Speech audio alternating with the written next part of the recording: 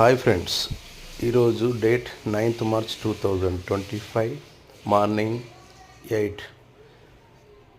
చూడండి ఫ్రెండ్స్, వాతావరణం ఎలా ఉందో. సమ్మర్ సీజన్లో ఇలా ఫస్ట్ టైం స్నోఫాల్ పొగమంచుతో కప్పి ఉండడం, అలా దూరం నుంచి ఒక్క హౌజెస్ కూడా కనిపించడం లేదు. ఇది కరీంనగర్ డిస్టిక్ వార్డ్ నెంబర్ 1 మా ఇంటి దగ్గర పరిస్థితి. ఈ స్నోఫాల్ పొగమంచు వల్ల సన్ రైజెస్ కూడా కాలేదు. ఇంకా